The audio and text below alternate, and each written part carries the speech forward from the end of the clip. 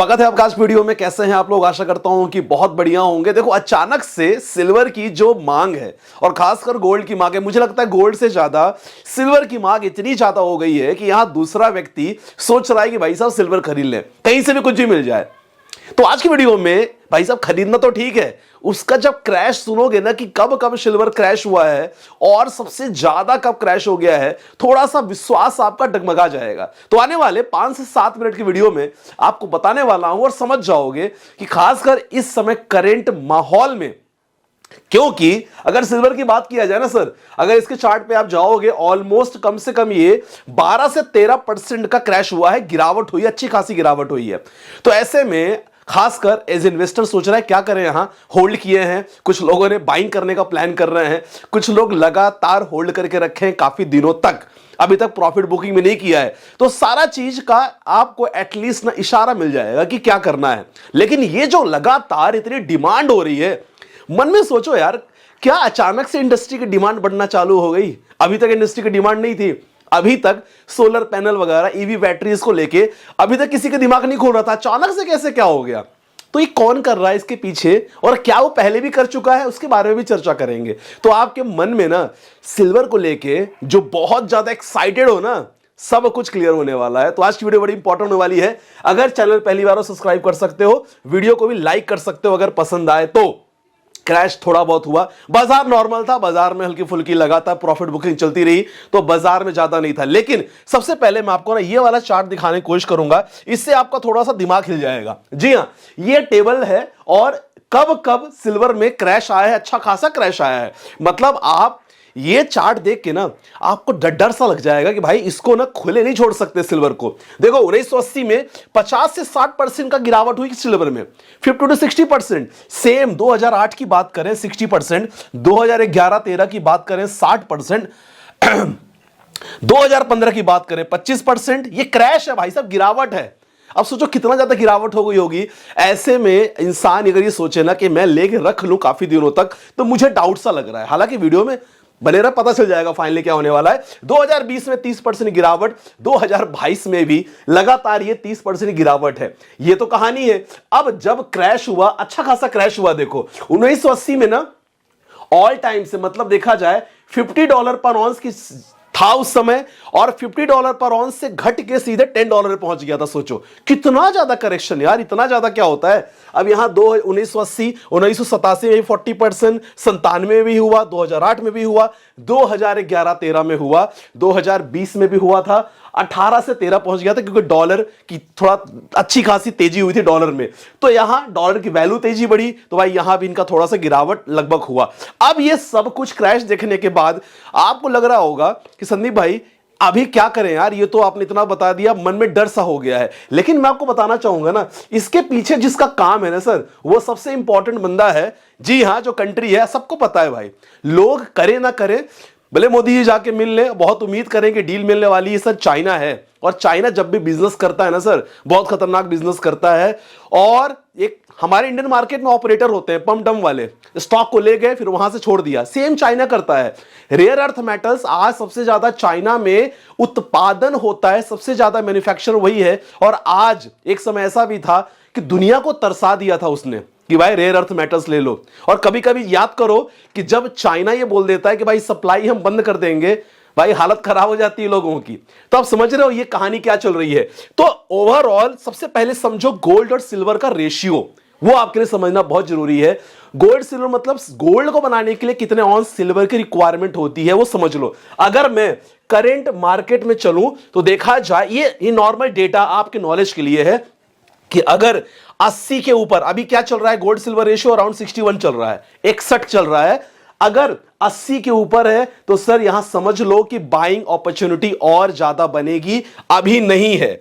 65 से 80 के बीच में एवरेज है। अगर लेस देन 60 हुआ तो सर समझ लो एक्सपेंसिव है। यहां देखा जाए तो गोल्ड और सिल्वर का रेशियो काफी ज्यादा चल रहा है, मतलब यहां आप कह सकते हो कि गोल्ड यहां एक्सपेंसिव है, लेकिन सिल्वर की बाइंग अपॉर्चुनिटी और आ सकती है। ये डेटा डायरेक्टली आपको मिल जाएगा, वहां से डायरेक्टली चेकआउट कर सकते हो। मैं आपको दिखाने वाला हूं। फ्रेंडली गोल्ड और सिल्वर का आप रेशियो चेकआउट करोगे ना, तो लगभग अभी 68 करीब अभी लाइव में मार्केट देख रहा हूं। ये सिचुएशन अभी तो लगातार चल रही है। तो यहां कंडीशन जो देख पा रहे हो ना, यहां कंडीशन ऐसी है, कंडीशन देखते हो लग रहा है माय डियर फ्रेंड्स कि अभी भी एज पर द जो सेंटीमेंट चल रहे हैं, अभी भी सिल्वर में डिमांड हो सकती है। लेकिन कहते हैं ना, इतिहास जानना बहुत जरूरी है कि पुराना इतिहास क्या कहता है। पुराने इतिहास में सिल्वर समय समय पे लगातार क्रैश हुआ है। अब यहां और सिचुएशन समझो। चाइना क्या है, जैसे मैंने आपको कहा था कि चाइना मैक्सिको के बाद सिल्वर का सबसे ज्यादा प्रोड्यूसर है, सबसे ज्यादा सिल्वर यही बनाता है। और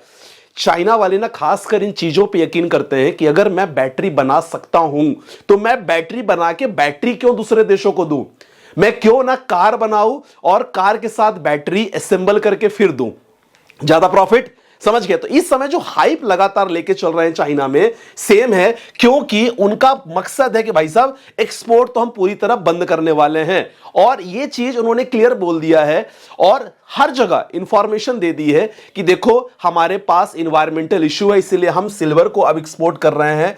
और ये चीज आने वाले समय में मुझे मालूम है कि बहुत ज्यादा एआई को लेके यूज होने वाला है, ईवी को लेके यूज होने वाला है। चाइना सब जानता है, लेकिन मैं आपको बताऊं जितना ज्यादा चाइना प्रोड्यूसर है उतना ज्यादा कंज्यूमर भी है सिल्वर को लेके, क्योंकि उनकी प्लानिंग बहुत अलग चल रही है इस समय। और यहां देखो उन्होंने क्लियर कहा कि भाई देखो, अगर आप बोलते हो ना कि इंडस्ट्री में यूज, जी हां होता तो है, लेकिन जिस स्पीड से इतना तेजी हो रही है ऐसा कभी नहीं होता। एआई, ईवी, सोलर पैनल को लेकर बात किया जाए तो 80% सिल्वर यूज होता है। ठीक है, तो इन चीजों को लेके अगर आप बोलोगे ना कि क्या सिल्वर का यूज नहीं होता, होता है सर। आप डिफेंस की बात करोगे आप एआई की बात करोगे, चिप्स की बात करोगे, हर जगह होता है। आजकल एक कार से लेके मोबाइल्स को बनाने तक के लिए सिल्वर का यूज होता है। लेकिन कहने का मतलब इतना जो फास्ट स्पीड से जो कहते हैं ना कि डिमांड बनाई जा रही है ना कि भाई इसकी कमी हो चुकी है, ये थोड़ा सा मुझे डाउट में बनाता है हमेशा। अब आपकी क्या राय है मुझे कमेंट सेक्शन में मेंशन करना कि क्या यहां अपॉर्चुनिटी है कि अगेन चाइना की कोई चाल है, अगेन पम डंप हो सकता है। ठीक है, ये मुझे आप लोग बताओगे क्योंकि आप लोग भी अच्छे खासे समझदार हो इन मामले में। ठीक है, तो आई थिंक ये चीज क्लियर हमने कर लिया। अब आप बोलोगे संदीप भाई कुछ सिल्वर ईटीएफ के बारे में बता दो। देखो सिल्वर में ईटीएफ हमेशा आप अपने रजिस्टर्ड एडवाइजर से प्लान करके करना। मैं आपको केवल एग्जांपल दे रहा हूं कि these are the silver ETF जिन्होंने रिटर्न अचानक से ज्यादा दिया है। लास्ट 1 ईयर का रिटर्न इनका बहुत अच्छा है। अगर इनका पुराना इतिहास देखोगे सर, कछुए की चाल थी सिल्वर की। किसकी? कछुए की चाल थी। गोल्ड की अगर बात करें तो आप लेके बैठ सकते हो बहुत दिन तक, लेकिन सिल्वर की अगर बात करें एज ए इन्वेस्टर तो मुझे ऐसा लग रहा है कि भाई अगर आपने सिल्वर ईटीएफ में निवेश किया है तो मुझे ऐसा लगता है कि प्रॉफिट बुकिंग करना चाहिए। मुझे ऐसा फील होता है, आपकी राय अलग हो सकती है। These are the some silver ETF, ICC potential, Nippon silver ETF, Tata silver ETF, DSP silver ETF. यहां इन्होंने ठीक ठाक रिटर्न दिया है, लेकिन मैं आपको बताना चाहूंगा इतिहास में उतना ज्यादा रिटर्न नहीं है, लेकिन फिलहाल अभी रिटर्न थोड़ा ठीक ठाक है। लास्ट 1 ईयर और 2 ईयर में रिटर्न है। अगर पिछले 10 साल की बात करेंगे रिटर्न नहीं मिला है तो आप समझ सकते हो क्या करना है। चलो अब पोर्टफोलियो पे आ जाते हैं।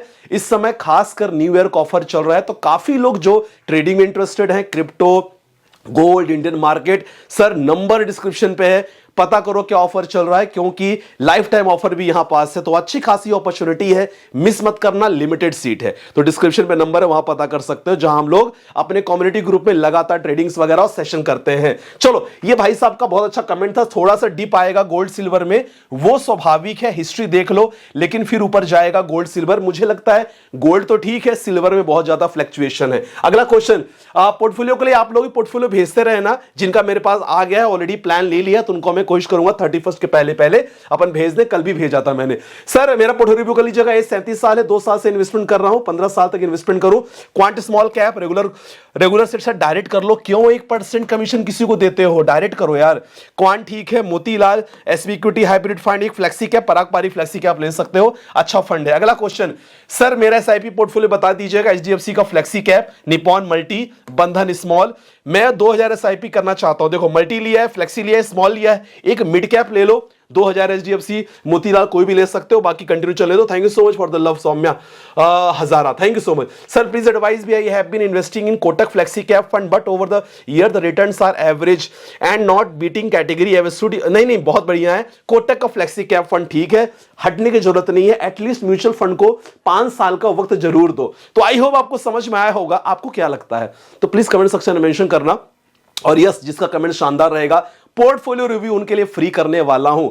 जिन्होंने कल कमेंट किया था उसका मैं आज अनाउंसमेंट ग्रुप में कर दूंगा, तो टेलीग्राम जरूर ज्वाइन कर लेना, डिस्क्रिप्शन पे वो भी नंबर है, लिंक है टेलीग्राम का, ठीक है। तो आज की वीडियो में बस इतना, आशा करता हूं कि समझ में आया होगा। और यस, अपने वैल्यूएबल कमेंट जरूर मेंशन करते रहना। अपना ध्यान रखिएगा, बाय बाय, टेक केयर, जय हिंद गाइस।